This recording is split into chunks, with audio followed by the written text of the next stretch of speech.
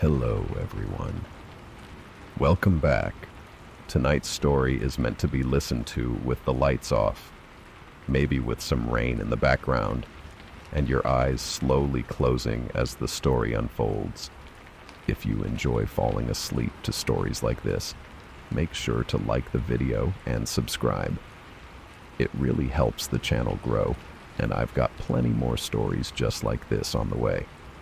Now, get comfortable, and let's begin. Story 1. The door that only appears when you're alone. There was a door in my house that wasn't always there. That's the simplest way to explain it. If you had walked through the hallway during the day, you wouldn't have noticed anything unusual. The walls were the same pale color they had always been. The pictures hung in the same places. The carpet had the same worn path running down the center from years of footsteps. Everything looked exactly the way it should. But sometimes, late at night, when the house was completely quiet and no one else was awake, there would be a door at the end of the hallway where there had never been one before. It wasn't there every night. That was part of what made it worse. If it had appeared every night at the same time, I might have convinced myself it was something predictable, something explainable, something I could eventually understand. But it didn't work like that. Some nights the hallway would stay exactly the same from the moment I went to bed until the moment the sun came up. Other nights, I would wake up for no reason at all, no sound, no dream, no movement, and I would feel something pulling my attention toward the hallway. Not a noise, not a voice, just a feeling that something was different. And every time I followed that feeling, the door would be there. It always appeared in the same place. At the very end of the hallway, just past the last framed picture, where the wall should have continued uninterrupted. It didn't look like it had been added.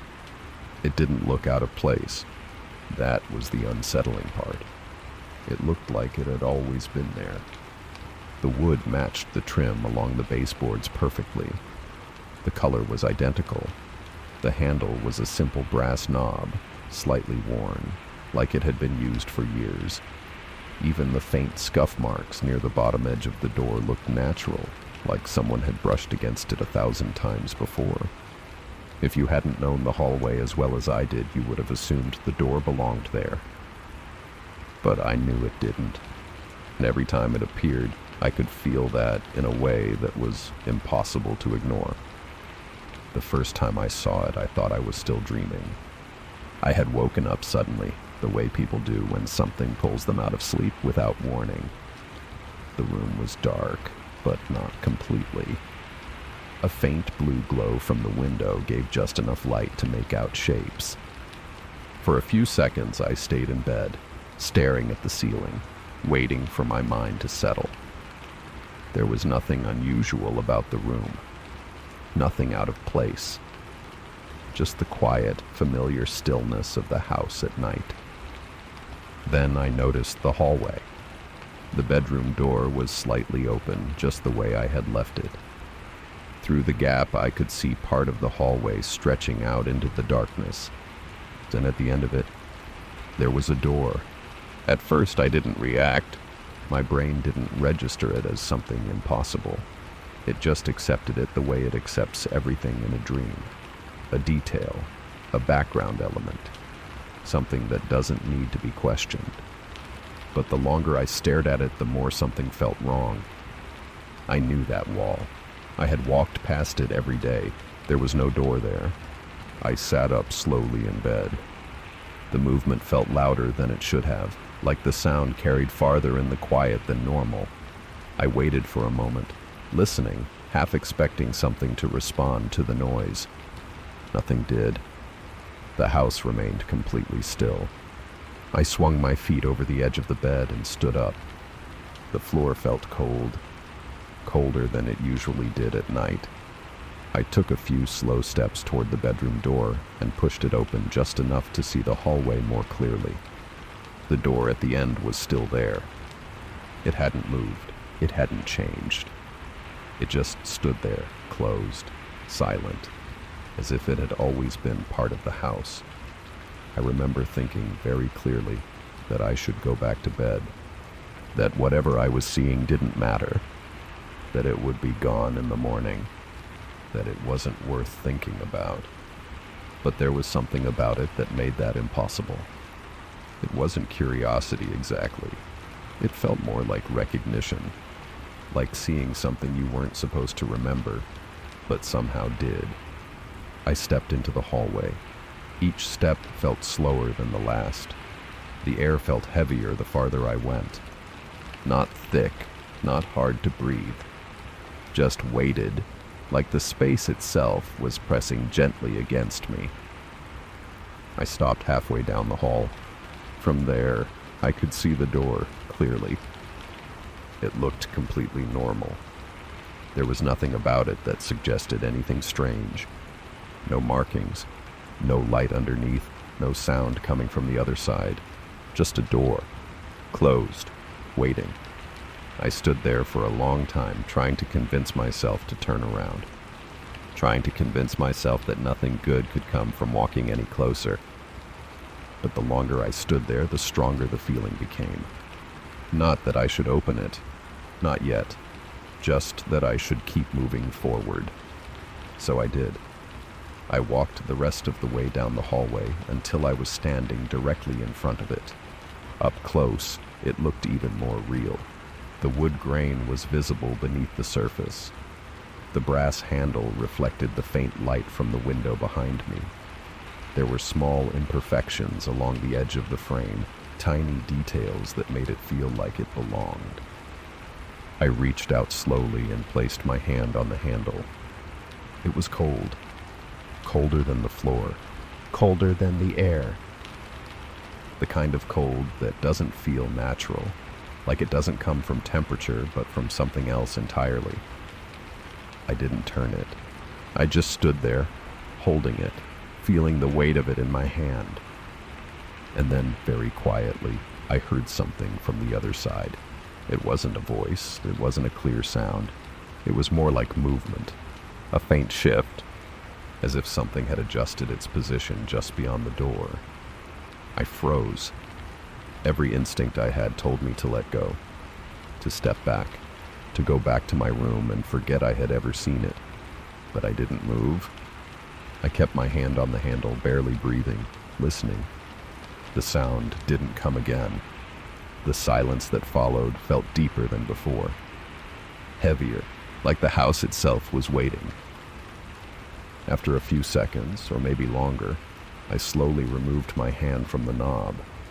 I took one step back, then another. I didn't turn around until I reached the middle of the hallway.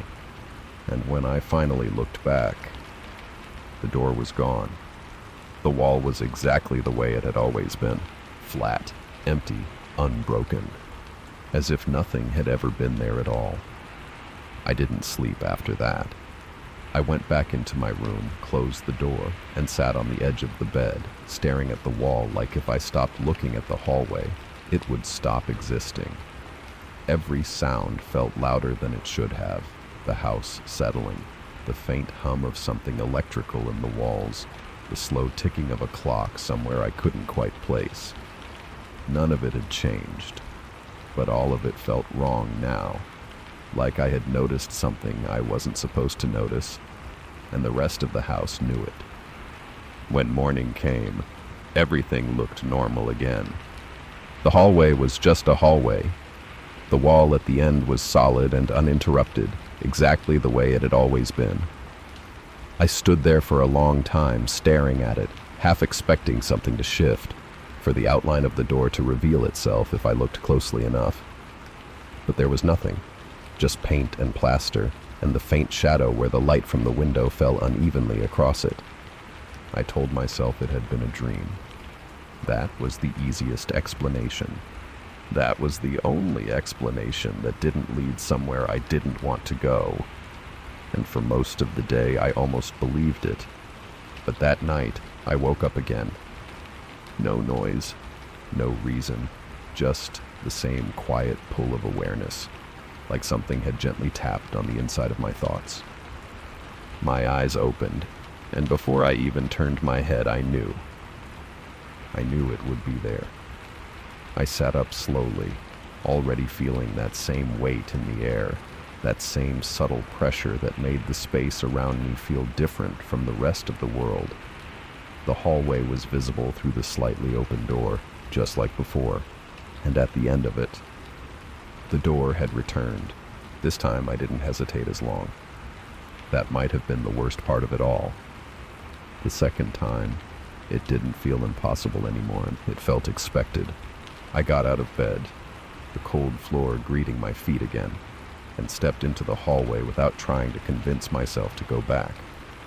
The air felt heavier sooner this time, like whatever had changed in the space beyond that door had begun reaching outward, spreading just a little farther into the house. When I reached the middle of the hallway, I stopped. Not because I wanted to, because I felt like I had to. There was something different now, something I hadn't noticed the first time. The door wasn't completely still. It wasn't moving in any obvious way, but there was a faint, almost imperceptible shift to it, like the wood wasn't entirely solid, like it was settling into place or maybe breathing in a way that didn't make sense but felt undeniably real. I took another step forward, then another. The closer I got, the stronger the feeling became. Not curiosity, not fear, but something deeper. Something that felt like recognition again, but sharper this time, more insistent. When I reached the door, I didn't wait. I placed my hand on the handle, still cold, still wrong, but this time I turned it. The sound it made was soft. Too soft. A dull click that didn't echo the way it should have in the quiet hallway. The door opened slowly, and the space beyond it was not part of my house. It looked like a hallway. That was the first thing my mind tried to latch onto. It had walls, it had a floor. It stretched forward into darkness. But it wasn't my hallway. The proportions were slightly off. The ceiling felt higher, even though I couldn't clearly see it. The walls seemed to angle inward in a way that made the space feel longer than it should have been. And the darkness ahead wasn't just a lack of light.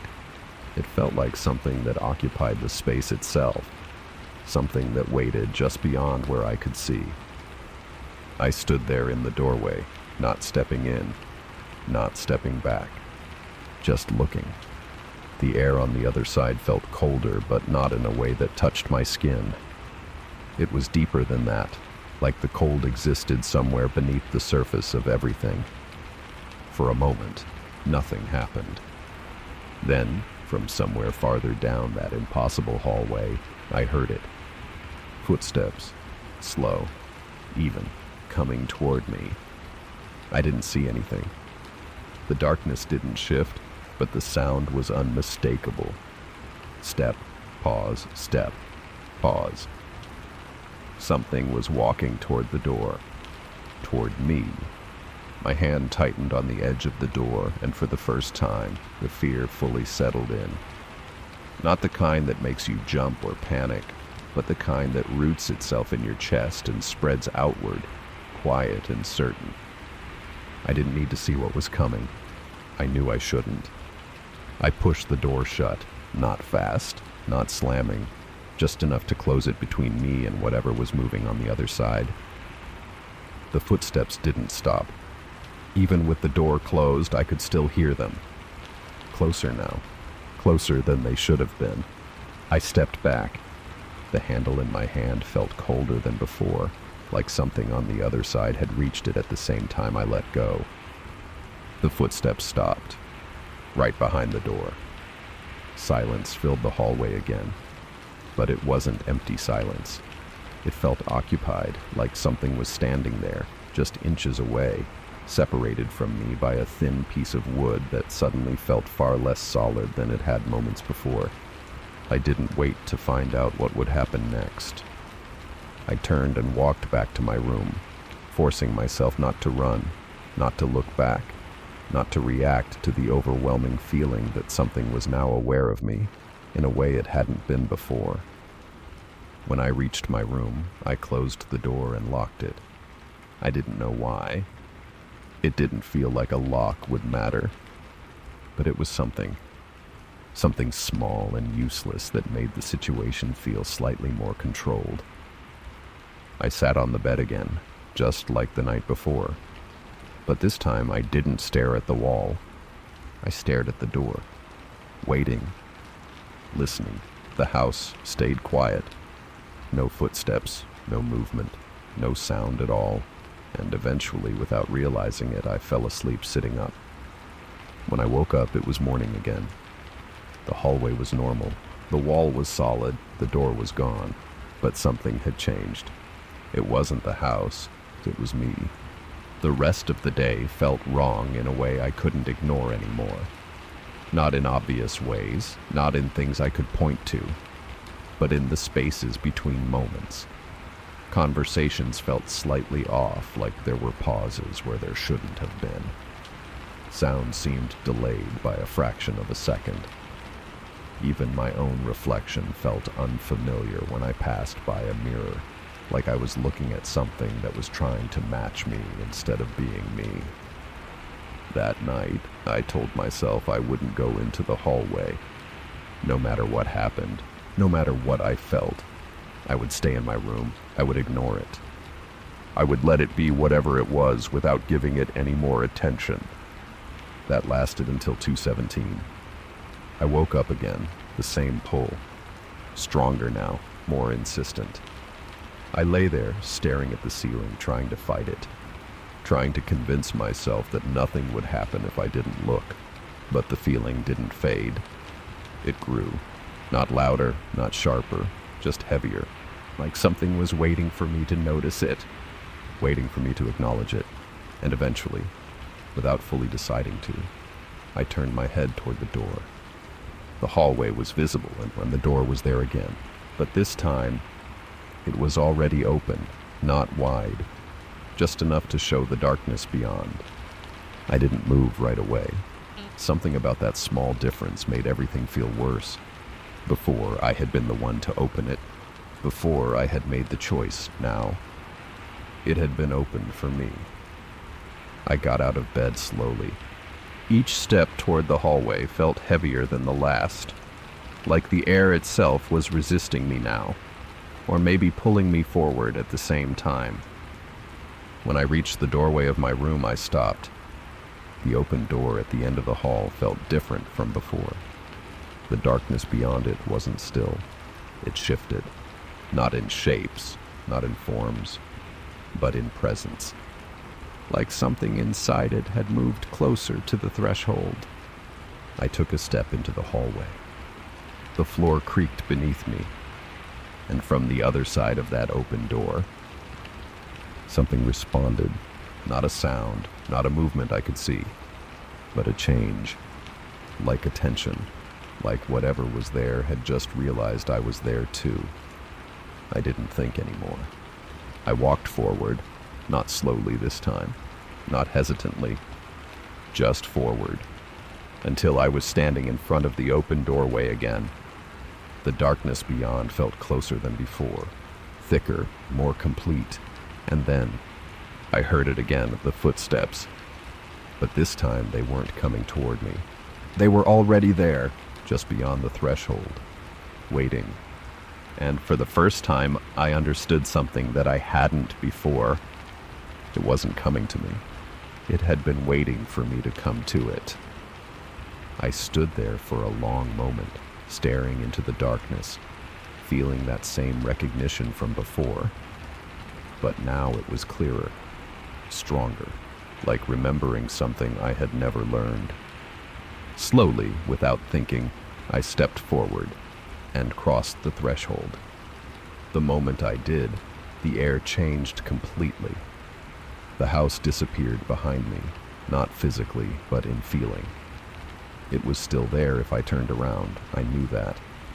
But it felt distant now, like it belonged to a different place entirely. The hallway I had entered stretched farther than it should have, endless almost. The walls curved slightly inward, the floor seemed too long, and the darkness ahead felt alive in a way that no empty space should. I took one more step, then another, and somewhere ahead of me, something moved, not away, not toward, just enough to let me know it was there. And then, behind me, very softly, the door closed. I turned quickly, but there was nothing there. No door, no opening, no way back. Just the same endless hallway stretching in both directions, as if the house I had come from had never existed at all. The silence that followed was deeper than anything I had ever experienced. Not empty, not quiet, occupied.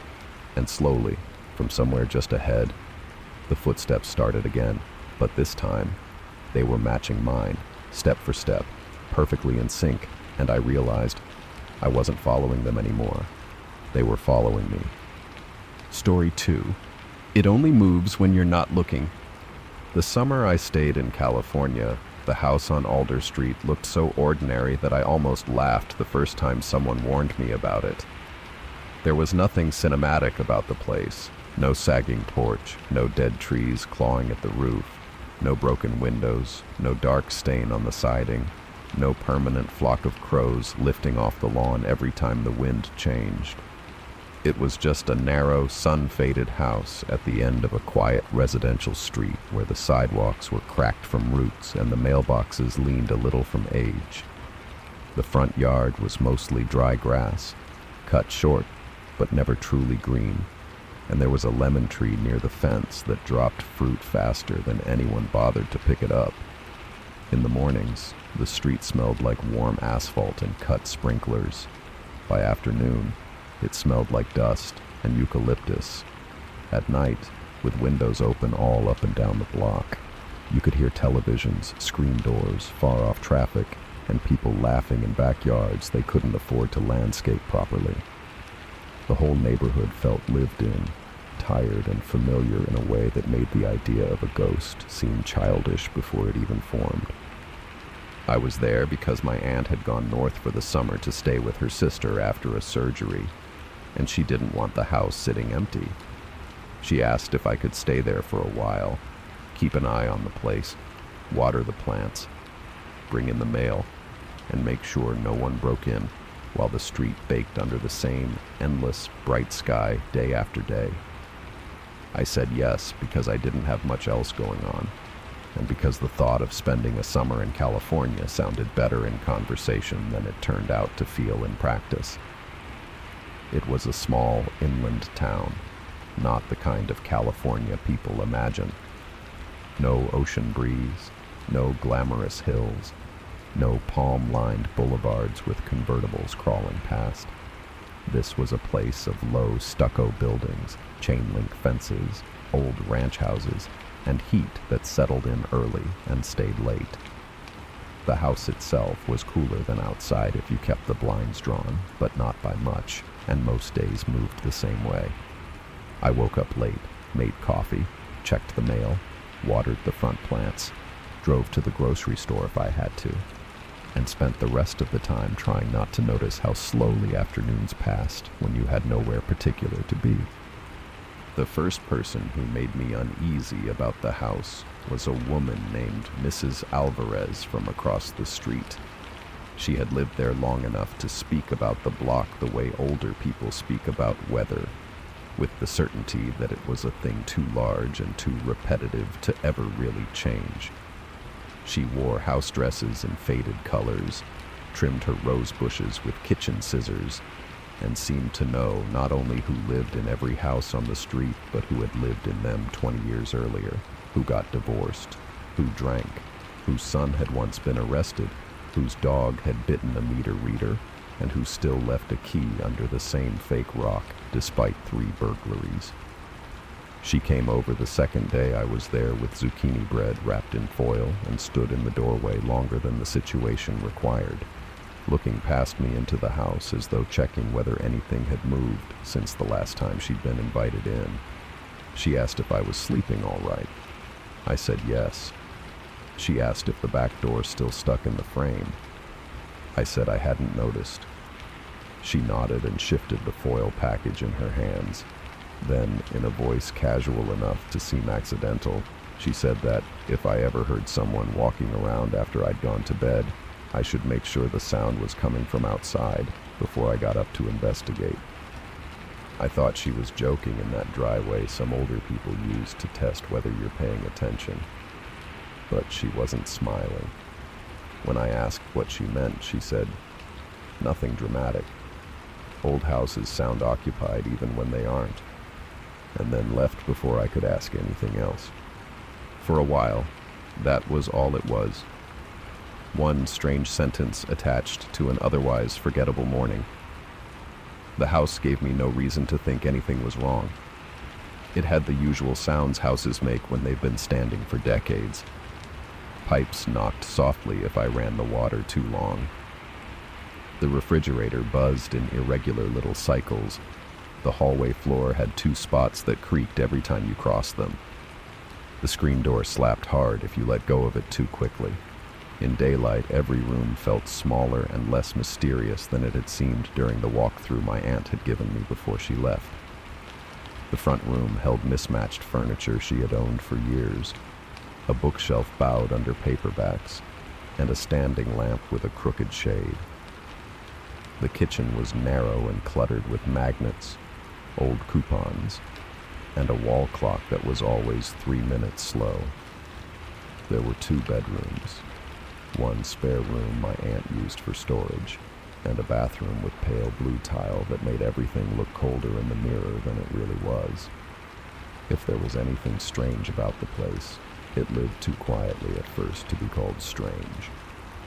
The first incident was so small that if it had happened anywhere else, I might have forgotten it. I had gone to the grocery store late in the afternoon and come home with 2 bags of food and one of those cheap bunches of flowers stores sell near the registers to make you feel like buying them is a form of optimism.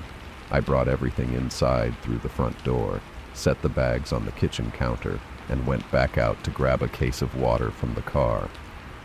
When I returned, the screen door in the kitchen, which led to the side yard and was nearly always difficult to shut completely because the frame had shifted, was standing open.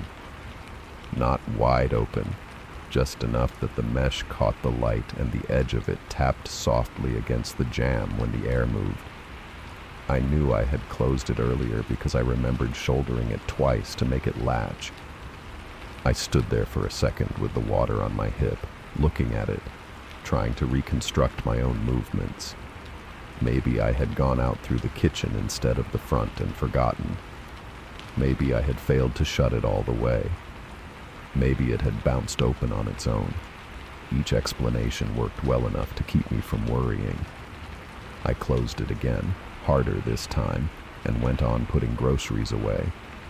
But later that evening, when I passed through the kitchen at sunset, I found it standing open again. That was the first time I checked the house room by room. I moved slowly, not because I was afraid exactly, but because I didn't want to feel foolish if the answer turned out to be simple. I checked the bathroom, both bedrooms, the storage room, the living room, and the small laundry area near the back. No one was there. Nothing seemed disturbed. The windows were locked. The blinds were undisturbed. The front door was shut. The side yard was empty except for a hose, 2 rusting lawn chairs, and the lemon tree hanging over from the neighbor's yard. The back gate was latched. The only thing that did not fit was the door itself, gently opening just enough to make a faint ticking sound whenever it settled back against the frame. I shut it and stood there a long time, watching it as if waiting for it to explain itself. It did nothing. After a while, the whole thing began to seem silly. When you are alone in someone else's house, every small irregularity feels bigger than it is. That was the explanation I chose, and the one I repeated to myself while making dinner, while brushing my teeth, and while lying in the bed in the guest room that night with the fan pushing warm air from one side of the room to the other. Somewhere after midnight, I woke to the sound of footsteps in the hallway. Not running, not stumbling, just walking, slow and even, the way someone walks when they are trying not to wake anyone but are not especially worried about succeeding. My eyes opened immediately, but I didn't move. Part of me decided it was the house settling, or the neighbor's television, or something outside passing through the open window in a shape my half-asleep mind had mistaken for footsteps. Then the sound came again, clearer now. One step, a pause, another. The floorboards in the hallway had their own pattern, and even in the dark, I recognized it. Whoever was out there was moving from the front room toward the bedrooms. The sound reached the creaking spot outside the bathroom, hesitated, and continued. I sat up so quickly the sheet twisted around my legs. The hallway beyond my partially open door was dark except for a little spill of streetlight through the front room blinds. I couldn't see anyone. I listened hard enough that my ears started filling with their own quiet static. Nothing moved, nothing breathed. The silence after the footsteps ended felt somehow denser than the noise itself. Finally, I got out of bed, stepped into the hall, and switched on the light. Every door stood where it should. The bathroom was empty, the front room was empty, the kitchen was empty, and the screen door stood open once more. The next morning I told myself, with more firmness than conviction, that I had simply gotten too keyed up by Mrs. Alvarez's comment and the business with the back door. A person alone in a strange place can talk themselves into almost anything if the timing is right and the night is quiet enough. I made coffee, opened the windows, and let the house look harmless in daylight. For a few hours, it worked. I swept the kitchen, did laundry, and carried a box from the storage room into the closet without giving much thought to anything. Then, sometime after lunch, I came into the front room and saw that the chair by the window had been turned slightly toward the hallway. Not much, just enough that it no longer faced the television straight on. My aunt was particular about her furniture, and I knew I hadn't moved it because I had not sat there once since arriving. I stood in the doorway and looked at it, already annoyed by the shape my thoughts were beginning to take. I walked over, placed both hands on the chair back, and turned it precisely where it had been. Then I took a pen from the side table and laid it under one front leg, so that if the chair shifted again, the pen would roll free, and I would know I was not imagining things. It was a practical little trick, the kind of thing that feels satisfying because it suggests evidence where there is mostly unease. By evening, the pen was on the floor. The chair had not moved much, a fraction of an angle at most, the kind of change you might miss if you weren't looking for it, but it had moved enough. I stared at the pen near the rug, then at the chair, then at the rest of the room. The windows were closed. No one had been inside except me. The front door had remained locked all day. There were no signs of forced entry and no reason to believe someone had come and gone. It is embarrassing how quickly embarrassment becomes fear when the explanations begin failing one by one. I picked up the pen and left it on the table. I did not put it back under the chair because I suddenly didn't want to know whether the chair would move a second time. That night, I kept all the lights on later than I needed to, more out of stubbornness than caution. I watched television. I washed dishes I had already washed. I sat at the kitchen table pretending to read. Eventually, exhaustion made the whole house feel dull again, and I went to bed annoyed with myself. Some hours later, I woke not to footsteps this time, but to the radio playing softly in the front room. My aunt kept a small radio on the bookshelf near the window and used it for weather or baseball. I had never turned it on. Yet there it was now, not loud enough to be mistaken for a burglary or prank, just murmuring some old song with too much static under it. I stayed in bed for several seconds, listening, waiting for the station to resolve into something familiar. It didn't. The music sounded old, but not in a clearly dated way, the singer's voice drifting in and out as if from a great distance. I got up and walked toward the front room, already feeling that strange certainty that whatever I found would somehow be both ordinary and impossible. The radio was on. The dial glowed pale green in the dark. The song ended as I approached, and instead of a voice introducing the next track, there was a long stretch of static broken by something that sounded almost like breathing close to a microphone. I switched it off and stood there with my hand still on the knob. Across the room, the chair by the window was facing the hallway again. After that, the house stopped feeling like a place I was staying and started feeling like something I was intruding on. It changed the way I moved through it. I became aware of corners and doorways, of which room I had just left and how long I had been gone from the next one. I noticed when I came back from the bathroom that the hallway looked slightly different, and then had to ask myself what exactly I thought could have changed in the space of 30 seconds.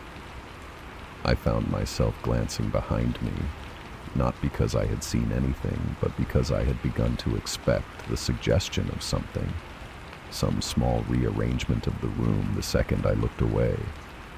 The house never offered anything large enough to justify panic. That was what made it effective. A door opened when it had been shut, a chair turned, a radio on. Once, a kitchen cabinet standing ajar after I knew I had closed them all while cleaning. Another time, the hallway light switched on when I was in the backyard, though the switch was inside. Each incident could be dismissed in isolation. Together they formed a pattern so slight and so deliberate that I began to understand why Mrs. Alvarez had phrased her warning the way she had. She had not said the house was haunted. She had said to make sure footsteps were coming from outside before I investigated. That implied something specific. Movement with purpose, movement inside, movement that counted on not being seen directly. I finally asked my aunt about the house 3 evenings later. I called under the excuse of checking in and waited until the conversation had passed through weather, her recovery, and whether the lemon tree still dropped fruit into the side yard. Then I asked, as evenly as I could, whether anyone had ever died in the house. There was a pause long enough that I thought the line had cut out. When she answered, she did so in the too bright voice people use when they have already decided not to be honest. She said that houses that old had seen all kinds of life in them, and that if I was asking because things felt strange, the place had a temperament. That word bothered me almost more than if she had simply laughed it off. I asked what she meant. She said the previous owner had been a woman named Eleanor who lived there alone for many years. She kept to herself, took her groceries from delivery boys if she couldn't drive, and sat by the front window a lot, according to the neighbors. One summer, years before my aunt bought the place, Eleanor was found dead in the hospital after being brought in from home by a niece who hadn't heard from her in a week. Heat stroke, dehydration, complications from age, something along those lines. My aunt said all this quickly, like she was reciting the shortest version available. Then she added, almost as an afterthought, that the woman had apparently become confused toward the end and would call people insisting someone was living in the house with her and moving things when she left the room. My aunt laughed then, but not comfortably. She said that old stories attach themselves to properties and that I shouldn't encourage them. I asked if she had ever heard footsteps at night. She said no too quickly and changed the subject. The most unsettling discoveries are rarely the loud ones. They are the quiet moments when a possibility settles into place and starts explaining things you would rather leave unexplained. Once my aunt mentioned Eleanor, I started noticing traces of an older woman all through the house that I had not really seen before. Not belongings exactly, because most of those had long since been removed, but habits preserved in the space. The tiny nail by the hallway mirror where someone once hung a sweater. The felt pads stuck under the front room chair legs so they would slide quietly on the floor. The worn mark on the wall near the kitchen doorway where fingertips had touched the same place again and again, passing through. It made the house feel less generic and more occupied by a pattern of living that had not fully ended.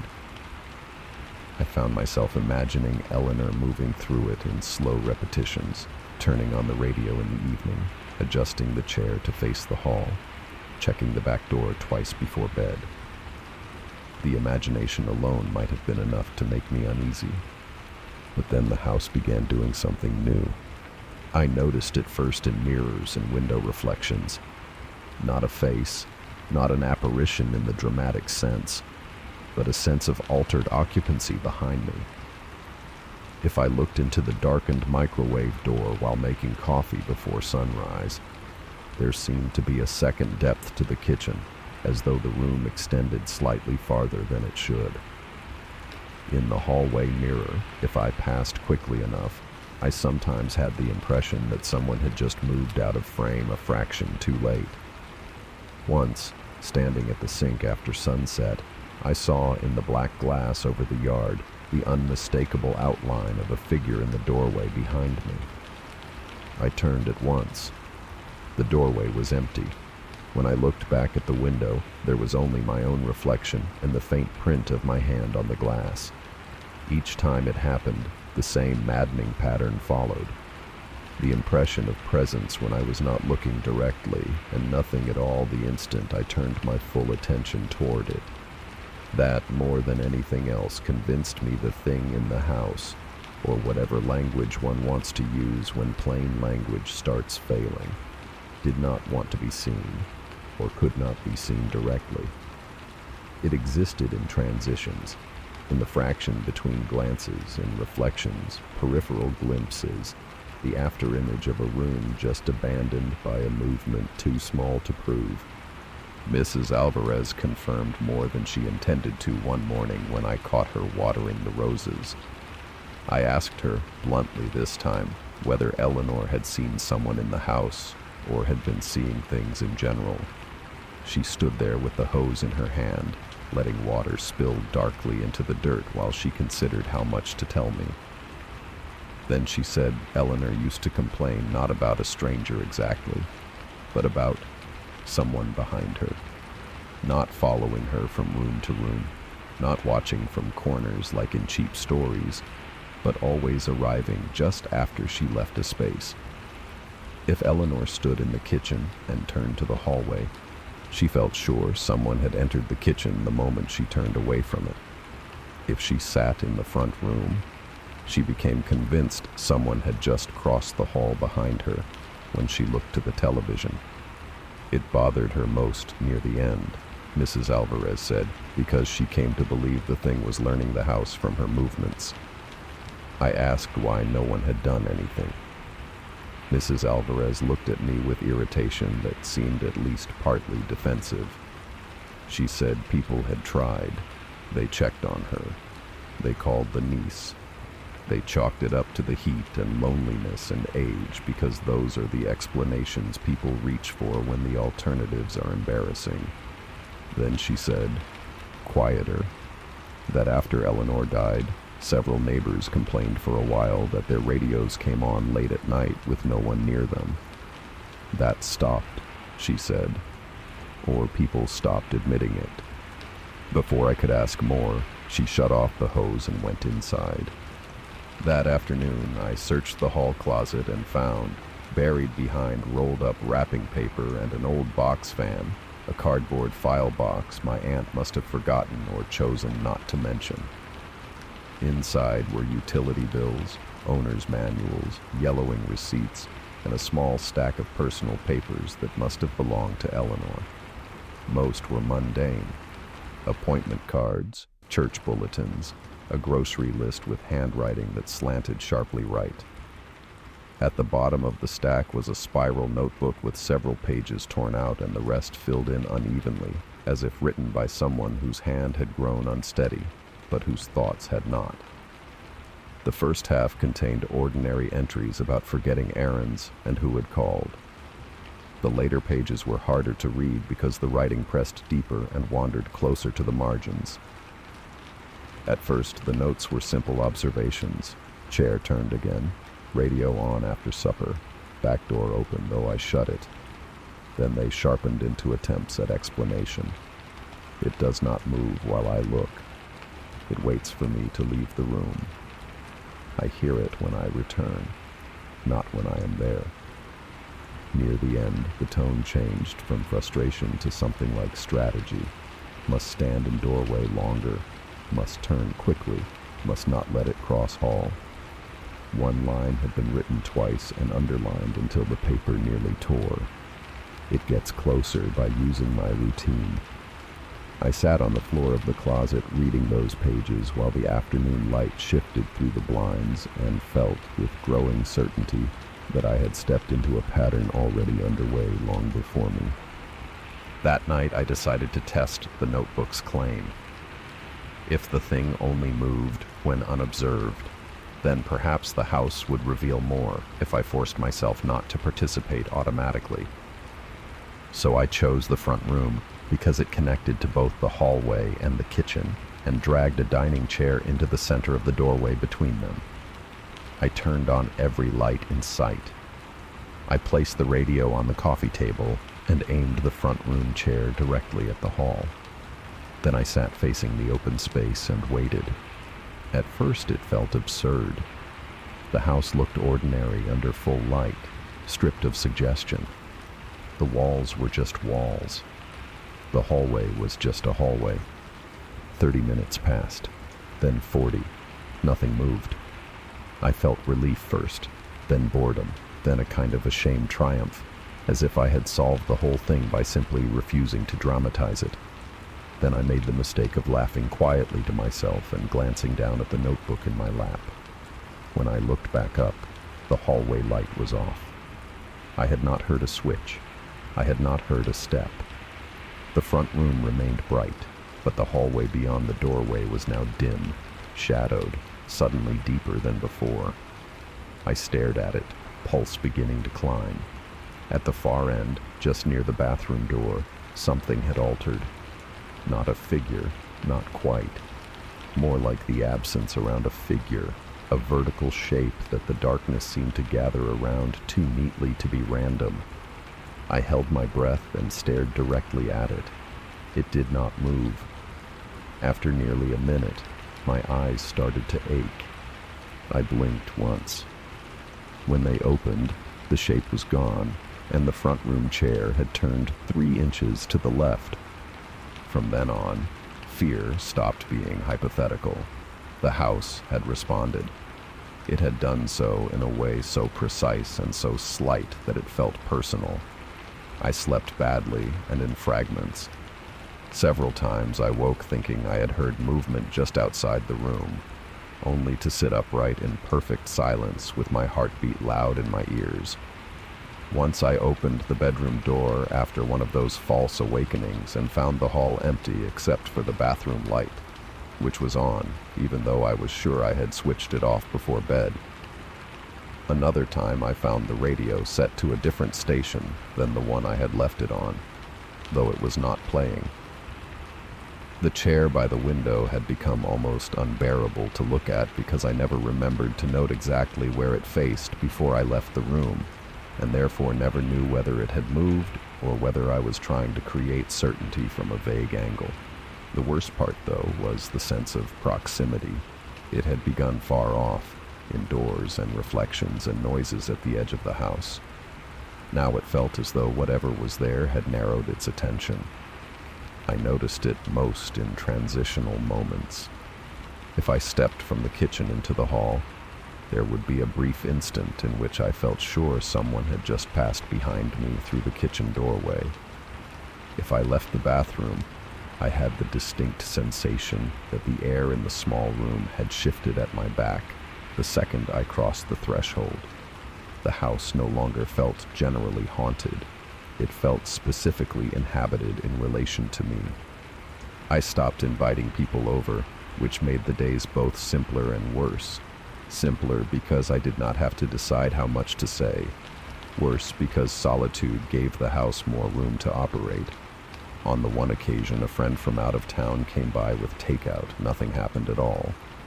The radio stayed off. The doors stayed shut. The chair remained obediently still. We sat in the front room eating noodles from cardboard boxes while the evening light thinned outside, and everything about the place felt so ordinary that I nearly convinced myself I had been sinking into a private mythology born of too much time alone. But the second my friend left and the front door latched behind him, the hallway light clicked on by itself. It did not even wait a full minute. That was when I understood that my presence alone was not the trigger. Solitude was. The house, or the ghost, or whatever term I might choose, did not simply move when unobserved. It moved when it had only me to account for. The realization changed my thinking in a way I wish it had not.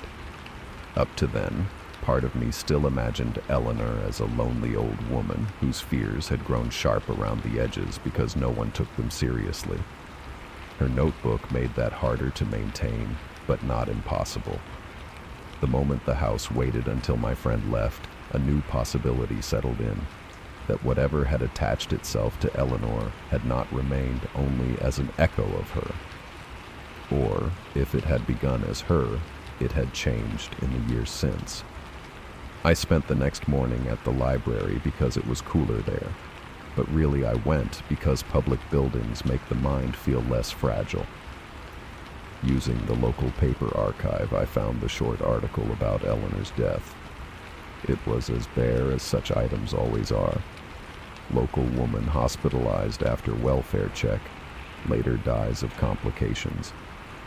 No foul play suspected.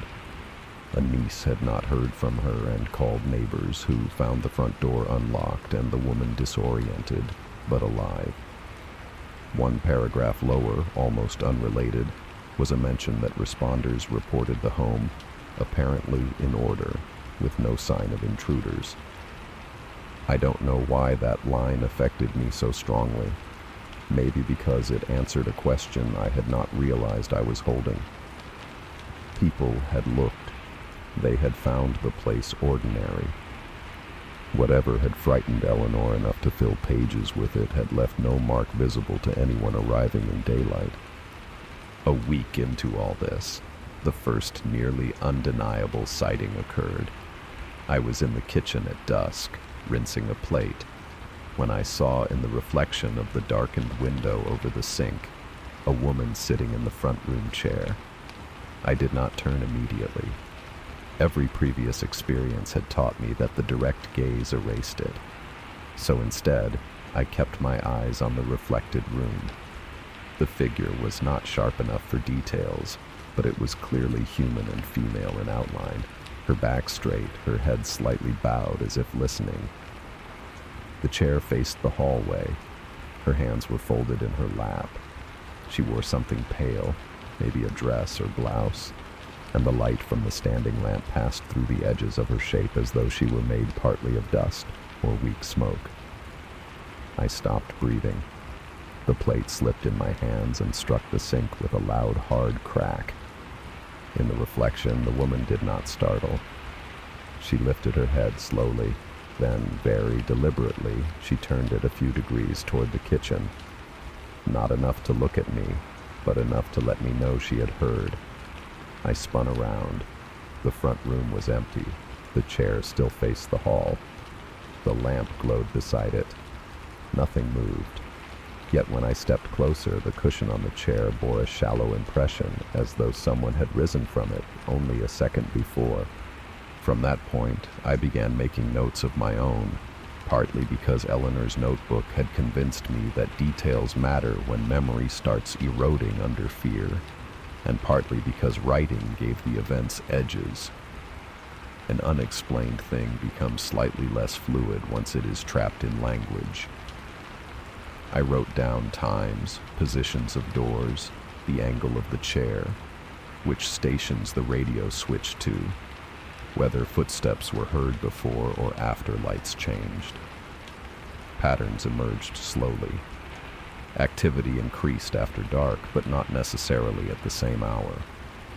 The front room and hallway were the center of it. The kitchen door to the side yard opened more than any other. The radio tended to come on with music first, then static later in the night. Most strikingly, direct observation never produced movement. The house only changed in the beat between glances. A chair was one way when I left the room, another when I returned. A light went off only while I was reaching for something. A door that had been shut stood open when my back was turned for no more than a few seconds. That suggested intention. Not dramatic haunting, not random replay. Intention. It also suggested limitation. Whatever occupied the house needed the small mercy of inattention to act. I should have found comfort in that. Instead, I found dread, because it meant every blink, every ordinary turn of the head, every brief absence from a room gave it exactly the opening it required. I decided, unwisely, to try speaking aloud one night. People imagine haunting as spectacle, but loneliness, human or otherwise, can make nearly anyone attempt conversation with the absurd. I stood in the front room just after midnight with the hall light on and said to no one I could see, "If you're Eleanor, I know you're here." Nothing happened. I felt foolish immediately. Then I added, "I'm not trying to take anything from you. I'm just staying here." The radio on the bookshelf clicked on at once, so suddenly and so precisely timed that I nearly shouted. There was no music this time, only static, and under it a faint rush like distant surf. I took one careful step toward the radio, and a woman's voice came through for less than a second. Not a word at first, just a shape of a voice, a half-formed syllable. Then clearly, though very softly, I heard, "Don't go," and the station dissolved into noise again. I switched the radio off by pulling the plug from the wall rather than using the knob. My hands were shaking so badly I fumbled it twice. The message, if that's what it was, could have meant anything. Don't go where? Don't go upstairs, though there were no stairs. Don't go outside. Don't go looking. The open-endedness of it was more disturbing than a complete warning would have been, because my mind immediately began supplying destinations. The answer came the next afternoon without my asking. I had been avoiding the small storage room at the back of the hall because it was crammed with boxes, and because cramped spaces in troubled houses quickly become more symbolic than useful. I only went in to look for extra light bulbs. The room smelled faintly of cardboard and old detergent. It had no window, only one naked bulb on a pull chain. As I moved a box aside with my foot, I noticed that the back wall sounded hollow in one spot where the others did not. It was a stupidly old-fashioned detail, the sort of thing that belongs in stories people tell with a flashlight under their chin, and I almost dismissed it out of irritation alone. But when I knocked again, there was no mistaking the difference. Solid plaster to the left and right, empty space and a narrow section beside the shelf unit. I spent the next hour pulling boxes out, unscrewing the shelf from the wall, and looking for some obvious explanation. Behind the shelf, nearly hidden by paint the same color as the wall, was an old closet door my aunt had apparently blocked off and forgotten or never used. The knob was gone. The seam around it had been painted over at least once. I stood there feeling the air in the small room turn colder in my imagination, even if not in fact. Then I remembered the unfinished radio message, "Don't go," and understood with a kind of dull, sinking certainty that this was where the sentence had been aimed. I wish I could say I respected the warning. I did not. Fear and curiosity had been knotted together too long by then. I fetched a screwdriver and worked at the painted seam until the door loosened enough to pull. It resisted as if the frame had swollen around it, then gave with a dry crack of old paint tearing free. The space beyond was not large. It was a shallow closet, less a room than an afterthought built into the back wall. There were no shelves, no clothes rod, nothing hanging inside. Just a small square space painted over many times, and on the floor near the back wall, a cardboard hat box tied with a ribbon, gone brittle with age. Dust lay everywhere except around the box, where the floor was oddly cleaner, as if the air itself had moved differently there over the years. I brought the box into the hall and sat on the floor to open it. Inside were photographs, letters, and a few objects wrapped in tissue. The photographs showed Eleanor as a younger woman in sun-bright yards, beside cars that made the years obvious, smiling in a way that transformed the severe possibility of her face into something warm. In several of the pictures, she stood with another woman I did not recognize, taller, darker-haired, striking in a self-possessed way that made the eye keep finding her even when she stood slightly off-center. The letters were tied together, postmarked mostly from places along the California coast, and signed simply M. The tone of them changed over time, from affectionate to strained to pleading. In the last letters, M wrote that she could not keep coming back if Eleanor insisted on making the house a witness. I had no idea what that meant, but I knew instantly that the box had not been forgotten. It had been hidden. That night, the house became more active than it had ever been. I use that word reluctantly, because activity suggests noise and spectacle, and what happened was quieter than that, almost careful. I put the box back in the hall closet, but did not return it to the hidden space behind the blocked-off door. I wanted time to think, maybe to read more of the letters in daylight. Around 11, the kitchen screen door opened and closed 3 times within an hour. At midnight, the radio came on by itself, cycling through static and half a song before going silent without actually switching off. Around 1, every light in the hallway clicked off within a few seconds of one another. I turned them back on. A minute later, the bathroom light went off alone. Then the kitchen. Then the front room lamp. The house was not lashing out. It was answering. Somewhere in that exchange, a thought surfaced that I did not want. Perhaps Eleanor had not been the only thing left in the house. Perhaps she had stayed because something else had too. I read the letters anyway. They filled in just enough to make the rest worse. M had been a friend first, then something closer, though they never used a word for it plainly. The letters spoke in the cautious language of people who know paper may someday be read by the wrong eyes. They wrote of drives to the coast, of nights spent talking in parked cars because there were too many questions in town, of plans to leave and the repeated failure to leave. In later letters, M sounded frightened. Not of Eleanor exactly, but of the house and Eleanor's growing conviction that the house was keeping record. One letter mentioned hearing footsteps behind them when both women were sitting still in the front room. Another said, "You always think it is me moving in the kitchen, but I am beside you when you say it." The last complete letter, dated only a few months before Eleanor's death, said M would not come back because Eleanor had started insisting. The thing in the house took shape from absence and used their routines to learn how to separate them. "You look at me when it wants you to," M wrote, "and when I look back, something has crossed the room."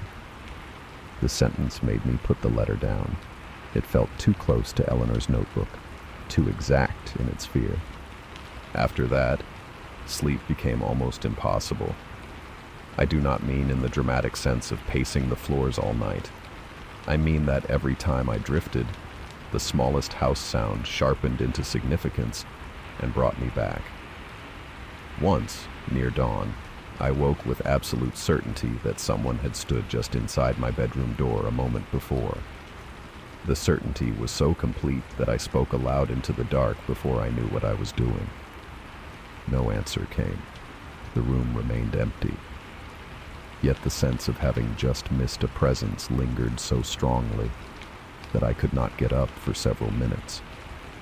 Another night I saw, reflected faintly in the television screen while I crossed the front room, the pale outline of a woman standing not at the window or the chair, but in the hallway entrance as though waiting for me to leave the room.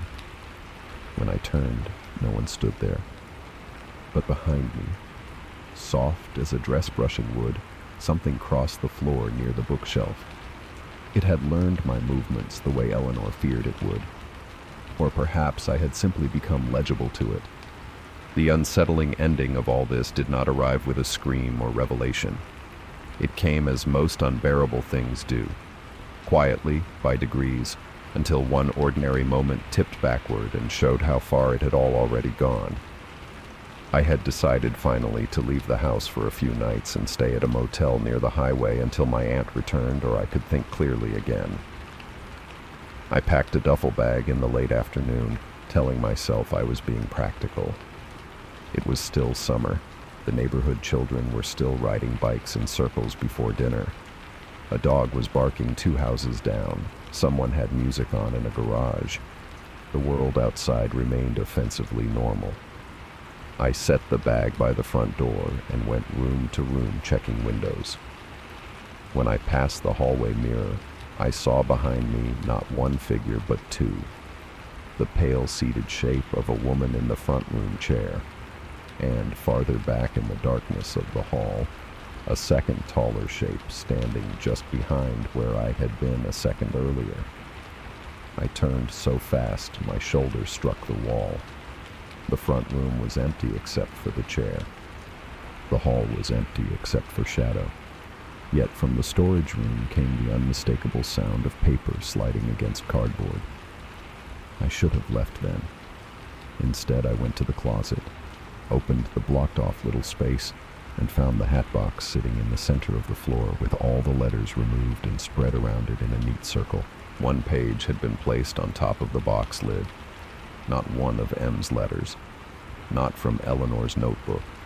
It was a torn sheet from my own pad of notes, the one where I had written times and chair angles and stations.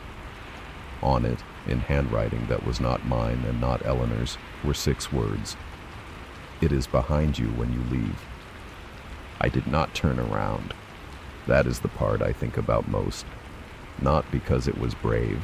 It wasn't.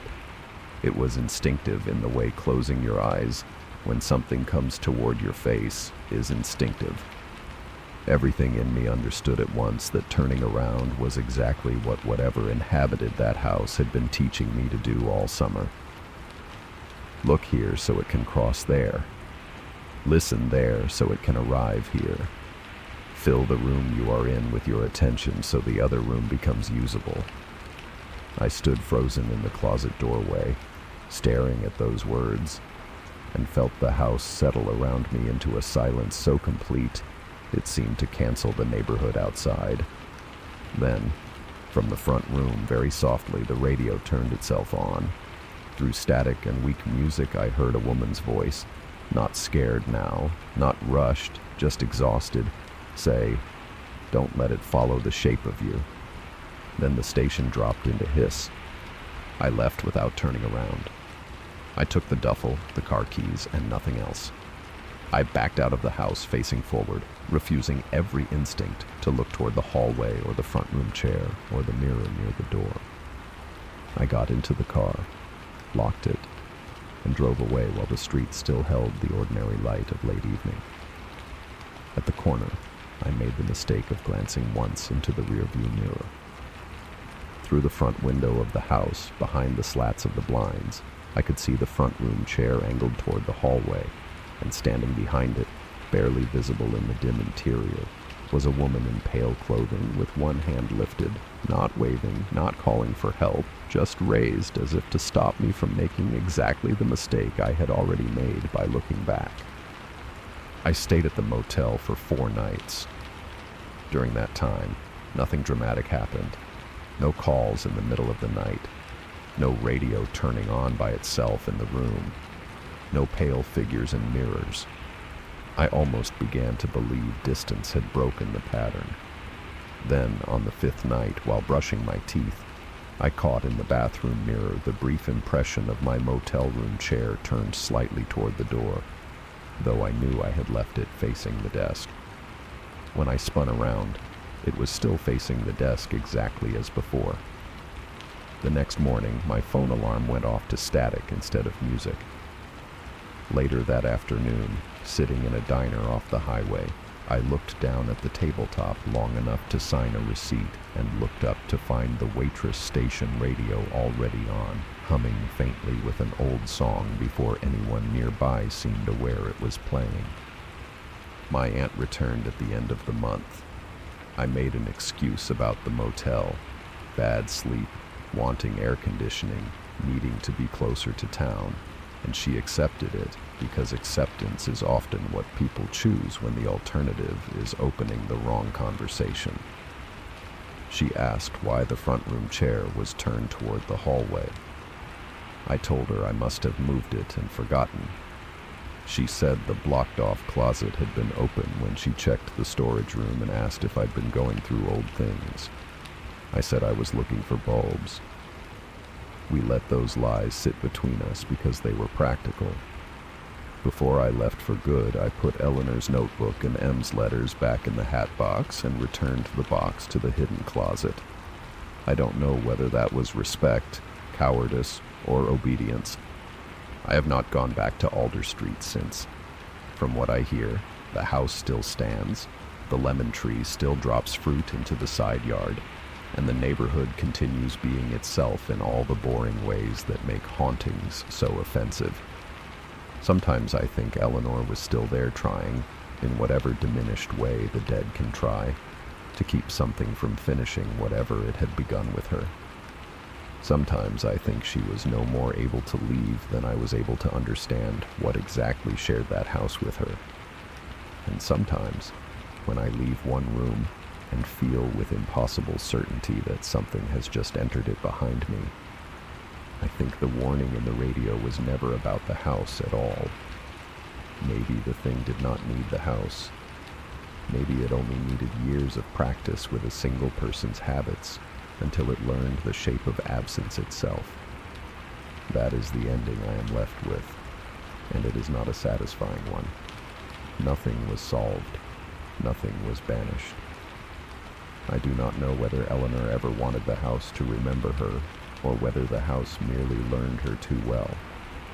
I only know that certain evenings, when I turn off a lamp and head toward bed, I get almost to the doorway before realizing the chair across the room has turned slightly to follow me, and by then, of course, I am no longer looking at the place where it moved.